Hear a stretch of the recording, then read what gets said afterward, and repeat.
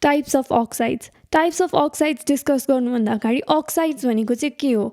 Oxides are the binary compounds of oxygen with other elements. Simple word मा भन्दाखेरि चाहिँ oxygen containing compounds of any element are oxide. Oxygen containing elements हरुलाई नै oxides भन्छौं.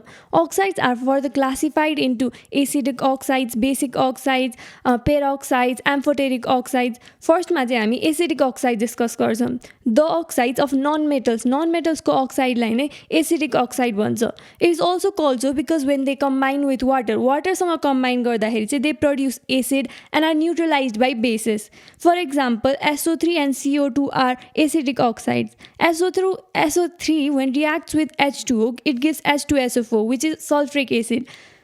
Acidic oxide ले चाहिँ water सँग react गर्दाखेरि acid दिन्छ र अर्को छ basic oxide. Basic oxides are those oxides which produce base when reacting with water.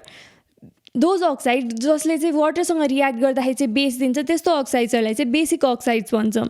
Those type of oxides changes the color of litmus paper from red to blue. For example, CuO and CaO are basic oxide. CuO when reacts with H2O, water सँग react गर्दाखेरि चाहिँ it gives CuOH2 copper hydroxide which is base. So basic oxides are those oxides which when reacts with water gives base. Neutral oxides. Oxides which are neither acidic nor basic and do not give either acid or base with water. Yस्तो oxide which do not give acid or base when reacts with water is called neutral oxide. For example, carbon monoxide, water and nitrogen monoxide are neutral oxide. They do not have the tendency to form salt with acids or bases.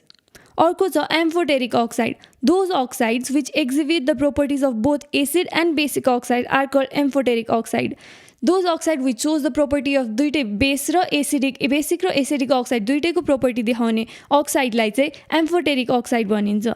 Amphoteric oxide मा चाहिँ Al2O3 अनि ZnO पर्छ. Al2O3 when reacts with HCl gives AlCl3 plus water. It gives water and AlCl3. Such type of oxide which exhibit both the properties of acid and base. Basic oxide र acidic oxide दुईटैको property देखाउने oxide लाई चाहिँ amphoteric oxide भनिन्छ.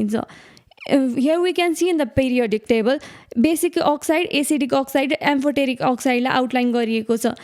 Brown कलरमा चाहिँ basic oxide देखाइएको छ भने ब्लू कलरमा एम्फोटेरिक अक्साइड र लाइट ब्लूमा एसिडिक अक्साइड. अर्को छ peroxides. Peroxide is such type of oxide in which oxygen is present in -1 oxidation state. Those type of oxide in which oxygen को presence चाहिँ -1 oxidation state मा हुन्छ र they form hydrogen peroxide with acid. And such type of oxide are called peroxide. For example, Na2O2, BaO2 and Li2O2 are some examples of peroxide. अर्को छ super oxides. Super oxides भनेको चाहिँ oxygen चाहिँ -1/2 oxidation state मा present हुन्छ in a compound. Such type of oxides are KO2, RbO2 and CSO2. अब हामीले discuss गर्दैछौँ लास्टमा mixed oxides. Mixed oxides भनेको चाहिँ simpler oxides of same element with different valency. Same element के डिफ्रेन्ट भ्यालेन्सी भएर फर्म भएको अक्साइड्सलाई चाहिँ मिक्स्ड अक्साइड्स भनिन्छ. जस्तै Fe3O4 बाट FeO पनि बन्छ, Fe2O3 पनि बन्छ. FeO is also an oxide and Fe2O3 is also an oxide. But when they are mixed, they form Fe3O4 with different valency. Such type of oxides are called mixed oxides.